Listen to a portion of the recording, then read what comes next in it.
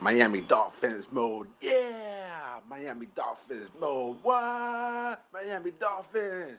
Woo mode. Yeah. Woo. What's up, Dolphin fans, and thank you for coming on the Miami Dolphins Mode channel. Today, we're going to talk about the offensive line depth post NFL draft.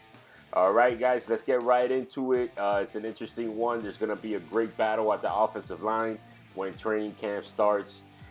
First thing I want to say is that not one of the offensive linemen that played in 2019 have secured a spot on the starting five for the Miami Dolphins.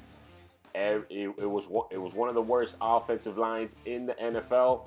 So definitely everything is up for grabs. I would say there's only one to two, probably you could say are day one starters. But other than that, I would say everything is up for grabs. So let's go right into it. I'm going to start from left tackle all the way to right tackle. Slide all the way down. All right. So first off, at left tackle, we have the 18th pick overall in the first round. For us, Austin Jackson, and backing him up would be Julian Davenport. Now, Austin Jackson should start because he's the 18th pick overall, first round pick, and Julian Davenport was one of the worst tackles in the NFL in 2019. If he doesn't beat him out, it would be a disappointment. Okay, I talked about Austin Jackson before. He does need work. He does need to hit the weight room, get stronger. He needs to work on some technique to when he lunges. Sometimes when they put the spin move on him, I'm sorry, the rip move on him. But he is very athletic. He does do his job for the most part, and he's not that weak. I know a lot of people are saying that he does need to hit the weight room, but it doesn't mean he's a weak guy, right? He just needs a little more, and it will solidify, some of the errors that he commits when he does block, right? But there will be a learning curve with him. He is going to make mistakes, but that's what rookies do, right?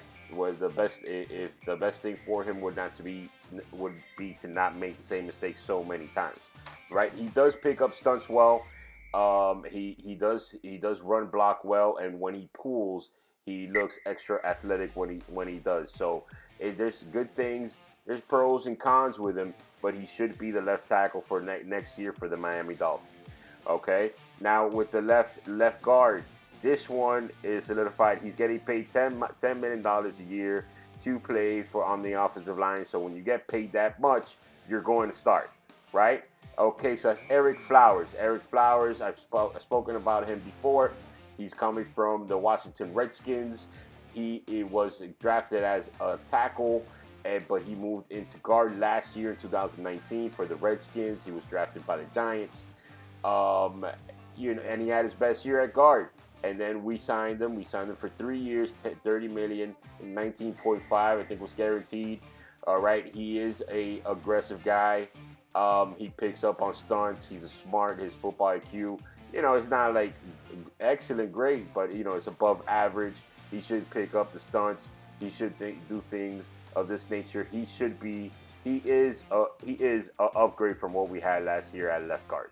Okay, so you should see improvements in that section. Okay, now we move over to center. At center, what we have penciled in right now as a starter is Ted Karras. Okay, he should be the starter, but there is a chance that he won't be. Okay, because now the Dolphins only signed him for 1 year, and they gave him a $4 million contract, a prove-it contract. So it doesn't solidify that he will be the starting center. There's a lot of competition going into this training camp, and he will have to work to get that starting center concrete, right, on the lineup, because there is a lot of people gunning for every single position. There's a lot of offensive linemen being picked up, so you never know.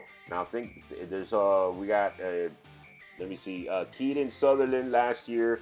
He was a backup for us. He played a couple games. I think Ted Karras should beat him out. We also picked up undrafted free agent Donald Stanley. Right, I saw some film from him. He's a big guy. He's aggressive. He's an undrafted free agent though, so I don't know if there's if he just shows out in training camp and just dominates. Maybe he'll have to. That's what he'll have to do. Being an undrafted free agent, he'll have to dominate the thing to the point where where the coaches say we have to start him. You know what I mean? That's the type of training camp that he's going to have in order to be take care of. Now I'll put this out there as well. Remember Michael Dieter? He played center in college in Wisconsin. All right, he did play there, so he knows how to play center. And I'm interested to see what Dieter's going to do this year, because I'll tell you, there's a lot of blocks that he was there, but he just didn't have the power to finish off the block. So I think that his technique wasn't too far off, and of course he's getting better throughout time, with this off season. But I want to see if he hit that weight room like last year, like Mike Gesicki hit the weight room, right? And I want to see if he's able to make that jump or make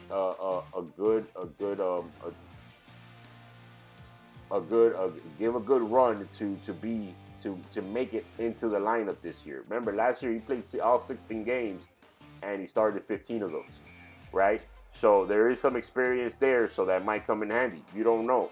Now I'm just putting in all the scenarios that could possibly happen here, because remember, nothing's concrete. I think the left side somewhat is concrete, but from the center all the way to the right tackle, nothing's concrete. Okay, so that's center. That's something to see in the training camp. I'm going to be interested in seeing that. And now at right, we move over to right guard. Okay, now right guard we got Robert Hunt. A lot of people are saying, we drafted him in the second round, and if you get drafted in the second round, you should be starting as an offensive lineman, especially getting picked all the way in the beginning of the second round, right? So Robert Hunt should be the head runner for right guard. But let's hold on for a second. He played right tackle at Lafayette State, right? Where in college, and he played well there. So you don't know. A lot of analysts are saying that he's going to go to guard, but he could also win the tackle battle, right? So let's say he wins the tackle battle. You never know. We don't know yet. The pads haven't come on. So say he goes to the right tackle, then you also got Jesse Davis. He can move right into right guard, right? He could go in there, that's another right guard. As far as the battle could go, if Robert Hunt beats Jesse Davis at right tackle, Jesse Davis will be into the competition on right guard, where you have Michael Dieter, right? You could also be there, and you have Solomon Kenley, right? Solomon Kenley, I saw his film. He's a very aggressive guy. He can move people. He can definitely move people. He pulls. He's athletic enough to get to the second level. There's something interesting there. So that's the competition at right guard is going to be heavy, man. There's going to be a lot of things happening there. It just depends on who comes out on top, basically. All right, like I said before, the right guard position is going to be heavy competition. I want to see who's going to go on there. Then we got right tackle. The starting right tackle for last year was Jesse Davis. Okay, he got an extension. So you would say, hey, he's going to be a tackle. Well, you know that Jesse Davis in 2018, he played right guard, and he had the best season that he had in his NFL career, right? He was about an average guard. He was a better guard than what we had last year, right? Because last year he didn't play guard, he played tackle, but he was better than the guards we had last year. Okay, just to put it in perspective. Okay, now the thing, and then him, you got him at right tackle going against Robert Hunt. They could be battling out there, so that's another one. And you also have Davenport at right tackle. You don't know.